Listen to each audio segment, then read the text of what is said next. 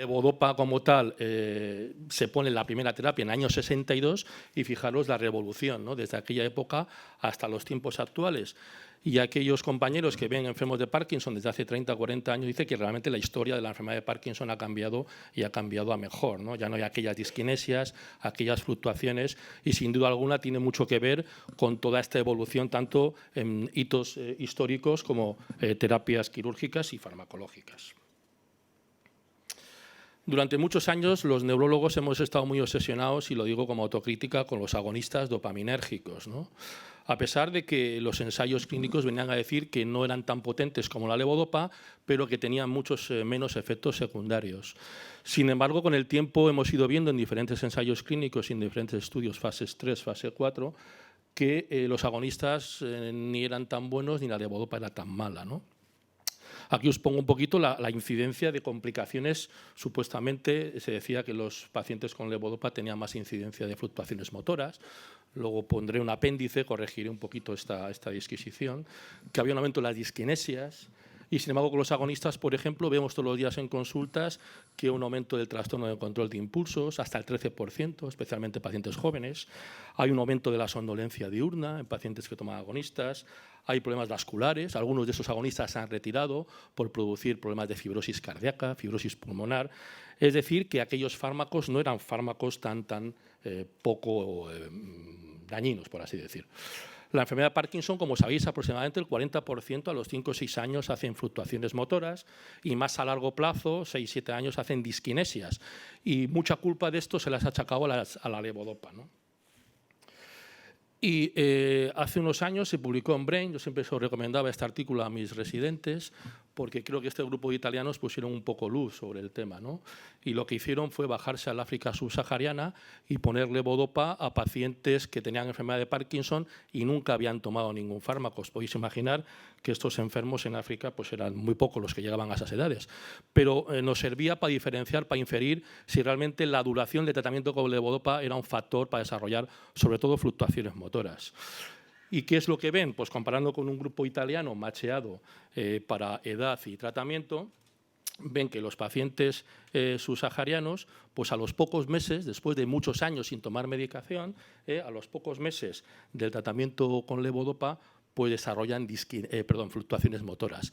Es decir, que la presencia de fluctuaciones motoras no depende tanto de la duración del tratamiento, ¿no? Sino depende de otros factores como la duración de la enfermedad, ¿no? No quedaba tan claro las discinesias, ¿no? Las discinesias dependen de la levodopa, pues no tanto de la duración, pero hay diferentes trabajos, entre ellos algún grupo español, y vienen a decir que a más dosis de levodopa sí que hay mayor riesgo de disquinesias, de forma que saltándonos el pico de 5,6 miligramos por kilo, que para que nos hagamos una idea, un paciente de 70 kilos son 4 Sinemet Plus, o sea, 400 miligramos de levodopa, la incidencia de disquinesias es muy superior, ¿no? Posiblemente en este subgrupo de pacientes, en estas personas, sí que estaría indicado poner un tratamiento combinado con levodopa y con agonistas, ¿no? De cara a prevenir las disquinesias futuras, no tanto como os he comentado las fluctuaciones. Pero la levodopa tiene un gran problema, y es que la cinética, la absorción es muy errática, es muy mala, ¿no? Aquí tenéis un paciente con autopsia que en el estómago todavía tiene una píldora de levodopa, de Sinemet. Y ese es el gran problema de los pacientes con estos fármacos, ¿no? Que la absorción de la levodopa es muy errática, depende mucho de las proteínas, depende mucho de la alimentación, del vaciamiento gástrico, y esa pulsatilidad del efecto y de los niveles en sangre de dopamina, o a nivel cerebral, perdón, depende mucho también de la absorción del fármaco, ¿no? Y en esa sale pues, uno de los fármacos que supuestamente pues, podía llegar a competir, ¿no? Con la cirugía funcional, ¿no? Que es la levodopa directamente en yeyuno, ¿no? En el intestino. Los ensayos clínicos que se han hecho en fase 2 y fase 3 vienen a demostrar que la levodopa sí que disminuye el tiempo on con disquinesias, disminuye el tiempo off y aumenta el tiempo on sin disquinesias, que es un poquito de lo que se trata. Y realmente en estudios comparativos sí que hay una eficacia bastante similar a la cirugía funcional, con la pega de que no se produce una reducción de fármacos, que lleva inherente una serie de complicaciones locales, ¿no? Del estómago, del dispositivo, infecciones. Y en nuestro centro, por ejemplo, lo dejamos para aquellos pacientes en los que la cirugía, por un motivo u otro, no está indicada, ¿no? Bien por enfermedades concomitantes o porque se pasan un poco de la edad. Pero sí que es una terapia que es una adherencia buena, el paciente tiene muchos años de una respuesta aceptable y podría ser comparable a la cirugía en ese aspecto, ¿no? Este artículo es muy reciente, creo que de marzo de 2019, Movement Disorders, y viene a comparar las tres terapias, ¿no? Las tres terapias de segunda línea, que son la cirugía funcional, la estimulación cerebral profunda, utilizando como diana el núcleo subtalámico, la bomba de apomorfina subcutánea y la duodopa, ¿no? Y como conclusión final, el artículo viene a decir que las diferencias no están tanto en los aspectos motores, del beneficio motor, sino que está en los síntomas no motores, ¿no? Y particularmente, fijaros, la estimulación cerebral profunda y la duodopa tienen mucha eficacia a nivel de sueño y fatiga. Tienen, por ejemplo, la estimulación cerebral profunda mejoría en cognición, en alucinaciones. Hay que recordar que hay mucho menos fármaco en este tipo de pacientes, mucha menos disautonomía y, sin embargo, la apomorfina, por ejemplo, tiene menos efectos a nivel de síntomas no motores. Es un estudio que tiene limitaciones, no son muchos pacientes, son 101 pacientes con cirugía, 33 pacientes con duodopa y 39 con apomorfina. Solo son 6 meses de seguimiento. Os diré, por ejemplo, que hay algún estudio de apomorfina que a 4 años la mitad de los pacientes han abandonado la terapia, no por la eficacia, sino por los efectos secundarios, ¿no? Y luego otro de las críticas que se le podía hacer al estudio es que la valoración de los enfermos siempre es en on-fármacos, ¿no? No hay una valoración en off-fármacos, con lo cual pues es difícil también sacar conclusiones. Hablando de las terapias que han sido aprobadas recientemente, por ejemplo, por la FDA, creo que están llegando a la apomorfina sublingual. Es una forma alternativa de usar la apomorfina. Lo único que el inicio, por ejemplo, es mucho más lento. La apomorfina subcutánea tarda 14 minutos en hacer efecto. La apomorfina sublingual tarda 30 minutos, con lo cual ese efecto que buscamos mucho los neurólogos para rescatar a un paciente del off brusco se pierde, ¿no? Es eficacia muy similar a otras terapias de segunda línea, pero con más efectos adversos, por lo menos en la práctica del día a día es lo que vemos los neurólogos, sobre todo efectos adversos locales, ¿no? Nódulos cutáneos cuando se toman por vía subcutánea o estomatitis cuando es vía sublingual.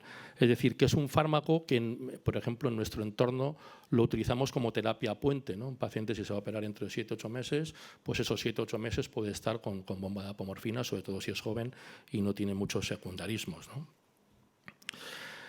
Y también se ha aprobado recientemente en la FDA la levodopa inhalada, el nombre comercial Imbrija. Aquí sí que es cierto que el beneficio es muy rápido, 10 minutos, y la duración es 60 minutos, o sea, bastante equiparable a la apomorfina subcutánea. La dosis media eficaz de los ensayos son 84 de dosis inhalada, que no es la dosis que llega, que son 50 miligramos. Pero sí que hubo un tiempo en el que se habló de que había muchos efectos adversos a nivel local, una tos irritativa, problemas respiratorios, que retrasaron mucho la comercialización del fármaco, pero que bueno, que es una opción terapéutica, imagino, de cara al futuro a este tipo de pacientes, ¿no? Y como me queda poco, tengo que ir un poco rápido para llegar al minuto que me queda. Hablar un poco del futuro, ¿no? Y qué pasa ahora con los fármacos, en qué estamos ahora los neurólogos.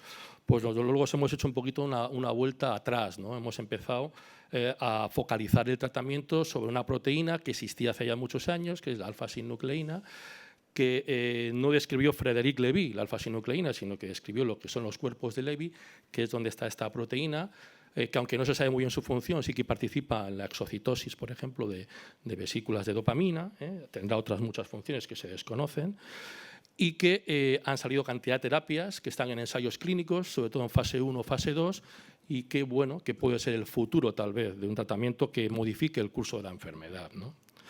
Estando en Bilbao no podía dejar de poner esta diapositiva. Ese es el laboratorio de Alzheimer a principios del siglo XX. Aquí tenéis a Frédéric Lévy, aquí tenéis a Alois Alzheimer y, ¿por qué no, una neurona con cuerpos de Lévy, ¿no? Ahí dibujada en la pizarra. Y estando en Bilbao, entre Alzheimer y Lévy, pues tenía que haber un bilbaíno, ¿no? Y es Nicolás Achúcarro. Se me ha pasado.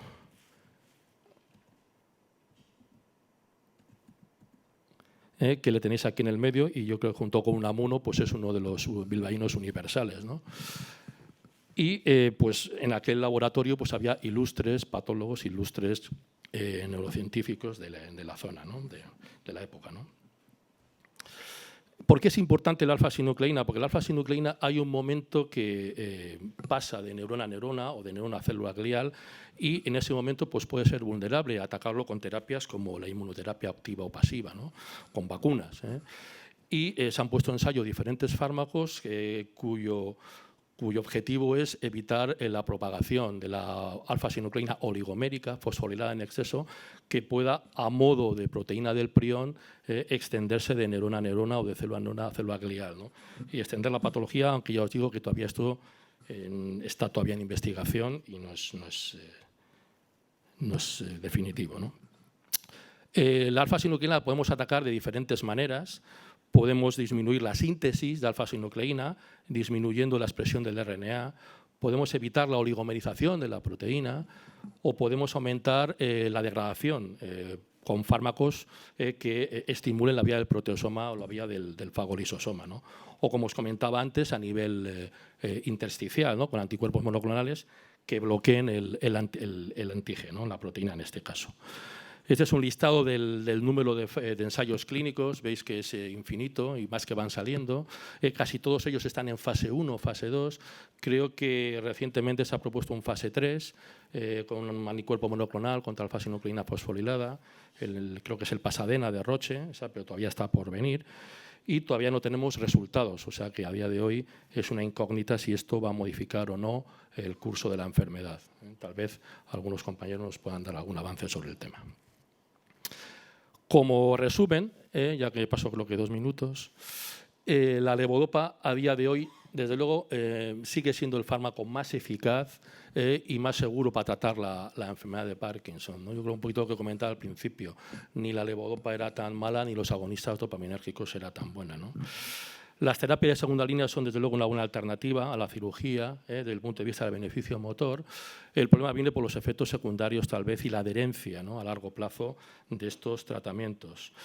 Y en el futuro se han planteado ya ensayos clínicos que no solo van a actuar o van a mejorar síntomas, sino que se plantean modificar el curso evolutivo de la enfermedad, ¿no? No sabemos si realmente la alfa-sinucleína va a ser el target ideal. Esperemos que no ocurra como ha pasado con el Alzheimer, con el amiloide, que ha sido un fracaso de los ensayos clínicos.